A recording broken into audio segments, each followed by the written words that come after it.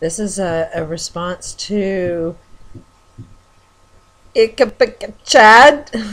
It's like you have to be on a different planet to sort of read the language of our names. How do you pronounce that name? It's in the link, anyways, in the title. Love, love, love what you're doing. And kind of, making a little bit of suggestion here. When you look at, these people that are really, really artistic and can't get that left brain thinking, what you're actually trying to do is tell somebody that's really highly focused in one specific talent skill, you're trying to get them to lose your skill and develop it this way. And it's like, if you get somebody that's really highly focused in right brain thinking and you try to get them into left brain thinking, you're trying to get them to lessen what they're good at so that they can be good at something else that you think they want to be good at. And that's how we sort of weaken out our specific skills, is because somebody else is always telling you, well, you'll never be successful because of this. You're always lacking something, which brings doubt into yourself. And the way that I kind of see things that make a lot more sense is there's always going to be one guy that's a master. He's a genius at organizing everything and doing all of the marketing and putting all of the plans together and sees how everything comes together. Good description of you, my friend. And it's like artists or researchers. I'm a researcher. I can't do what it is I do and do it well if I have to learn all of these other things on how to market it. I lose my full potential by being what somebody else is expecting me to do in order to be successful. So this is where I'm kind of seeing is I'm doing what I can. Don't mind talking, and don't mind talking on YouTube, don't mind sharing anything, don't mind putting information out there.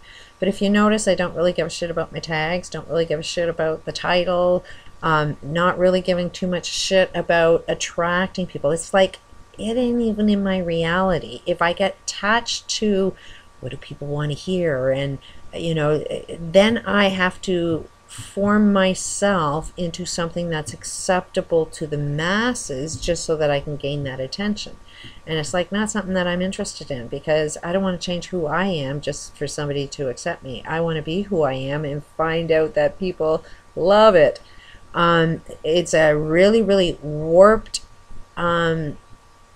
way, but everything's warped right now, so I would say the more warped it is, it's probably something that makes a little more sense. But I've sort of seen that we are this oneness, and just like the heart has its own skill and purpose, so does the lungs. And I'm kind of seeing that pattern with humanity, that if you see that I have some talent and it can be used in a project when it's merged with other people's talent, and you are talented at putting things together, then you can see that I do what I do well, and I'm supposed to trust in you to be like the marketing guy. And right now everything is about not trusting other people, but this is where we have to come into play, is trusting other people and trusting you to look after my best interest. And I can tell by the end results. Before we always had warning signs that say, oh, this isn't such a good idea, but the money paid, so you ignored it until you lost everything because the guy was slowly stealing from you. So it's like you got to be sort of trusting in yourself more than anything, because when you trust in yourself and your intuition with the groups of people that you're working with, you can tell what's really going on. And that's kind of like what my message is that cooperation, a oneness, let everybody's skill unfold specifically the way it's supposed to. And it can only be that if the left hand does what the left hand needs to do, and the right hand needs to do what the right hand needs to do. I think what you're doing is amazing. I'm really excited. I would love to get together with all of these people. And if you see a vision of how to formulate a good documentary, and you see it as interviews, you do have all that it needs, because all of these friggin' famous people have done interviews and they're all on YouTube. They're all, you know, just pull a piece of their tape and put it in your documentary.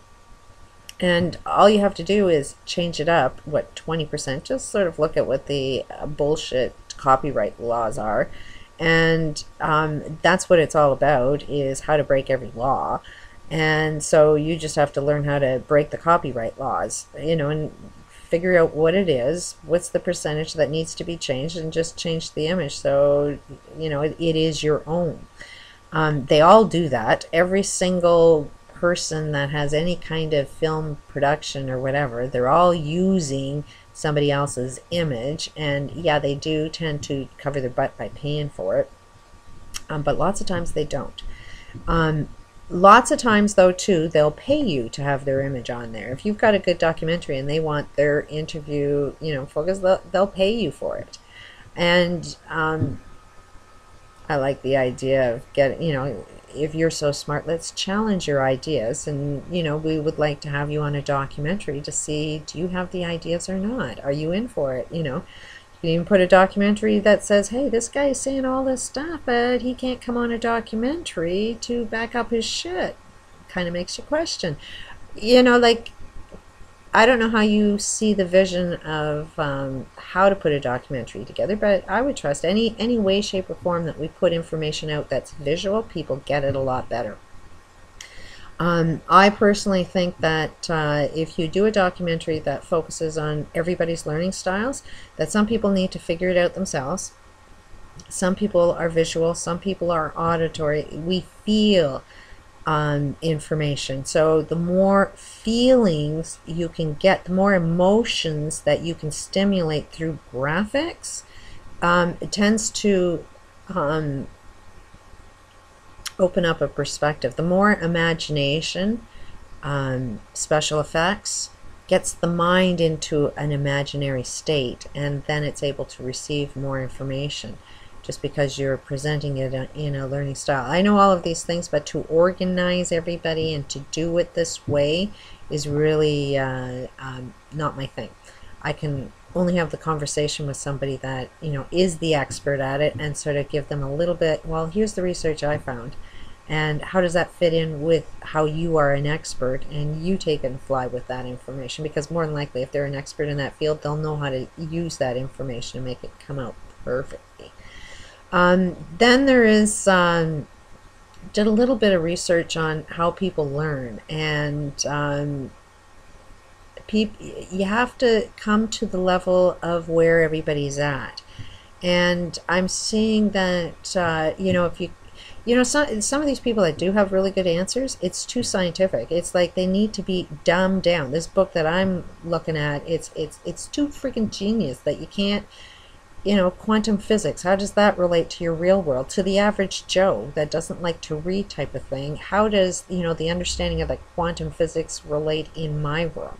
So it's like you gotta bring these technical, deep sciences into a real world experience where everybody can relate to. And once you start putting, you know, the beginning of the information you want to introduce, you're on everybody's level. Like, everybody's angry, everybody's looking for destruction. It's, you know, so it's like, that's not what I want to put out in the world, but it's what you kind of need to do to start everything, because you have to go from where people are right now and guide them into, this is how bad it is, but this is what it could be, and these are some tools that are available to actually make it happen, and this is how you benefit, and you benefit instantly from it. There's got to be a motivation why people would want to listen to this. They've got to be the winner of it. So it's like, there has to be a lot of focus on how you end up winning, and then people like to see evidence. They like to see proof, not just theory, not just some guy wrote a book and has this information, here's the scientific logic. You can have all of that stuff, but you need real life examples of, this is why it's true. It's been proven over time, and here's the example of it. You know, if we can put all of that shit together, and then when I'm saying that it needs to be available to everybody, you got to kind of look at, can Can it be afforded by the guy in Africa who doesn't even have a house, you know, that has a phone or that has an internet connection to be able to download anything? Does that guy have access to this information? Because it's that guy that needs the information, because he's more motivated to change, because he's the one suffering. The people that are suffering that are the ones that want to win the most, and the people that are, you know, winning, the ones that got all the money, that should be paying for this, don't really want to see their own insanity, and yet they got the money. So somehow it's got to be presented that these rich people that have all of the money actually benefit from it.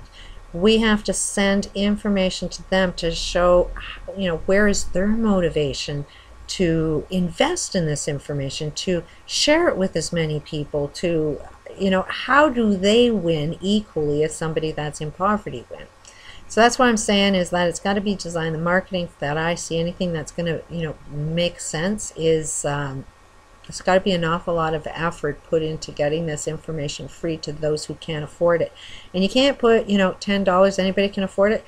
I wouldn't pay for anything that cost me $10. I wouldn't pay any information that cost me $10. Yeah, books. But, you know, it's got to be a pretty damn good sell for me to buy anybody's books these days, because I think most books are full of bullshit. So it is like they got to put on something free on YouTube. They've got to grab my attention in some way, shape, or form that makes me even think $10 is worth something. And, like, again, somebody that doesn't have $10, you know, $10 is $1,000,000 to you. But if you have an extra $10 to spare, yeah, everybody seems to have $10 to spare. But that's kind of the insanity we're dealing with, is we assume a lot of people have money. So, you know, there's lots of ways. Just because it's a challenge, we don't know how to earn a profit that way, doesn't mean it can't happen. I mean, you can put out a video that charges $10, and, you know, after a month it's free to anybody. And, you know, maybe make your video, your documentary about, hey, if you have an extra $10, buy this video for somebody else to watch, because it's in their best interest to get the other side, your enemy, to watch it. So it's like, if you can afford it, you want your enemy to know this information. So you buy yours, and you buy some, you know, a view for somebody else. And don't be judging whether anybody can afford it or not. They're the judges of whether they can afford it. And once they see the information, if the information is good, then they'll reflect on themselves and say, you know what, I could have put $10 into that, because this is something valuable that needs to be shared and available with everybody. So they see the value in actually paying for something. So it's kind of look at things backwards. Instead of buying what you think is going to be a good idea, why not, you know, receive it free, and if it's valuable, then you take the responsibility to pay for it after you see the value for it. You know, like, there's so many different ways that we can look at how to earn money, but we're just not really all that receptive, because we're so trapped into the current economic systems that to be creative and know that you're actually jumping out of something different is a challenge to see. So those are just some ideas, but I love what you're doing. Keep in touch, because, you know, if you put a plan together and you need me for anything, I'm there. I'd love to do it, and I would do it for free. You know, it's a passion. It needs to come out. Yes, you know, it's in your best interest to make sure I get paid, because right now I get paid from a welfare. So it's like, paying me either way, you know, like, pay me for the work I do, see the value in it, and I get off a system so that you're not paying for me to come off your taxes, you know. So it's like, you gotta be sort of responsible with your own society. I am doing the work free because I'm trusting one day it will come back at me. I will be rewarded for my efforts. I'm trusting in the universe to work out that way. While other people may judge me to be somebody on welfare, not willing to work, a lot of people just don't understand that I'm not going out into that workforce to injure my health or earn a living injuring somebody else's health. So it's like, find me that job that does, you know, fits within that, and I'd be glad to work if society, you know, got me the transportation and I can fit within all of the bullshit ways that get me to work with, you know, and do it with a known stress, because the stress will kill me. So it's challenging to meet all of these judgmental people, but that's the mindset that I'm at, and I think it would make a difference. and I applaud your effort in what you're doing. Thank you so much. Peace out.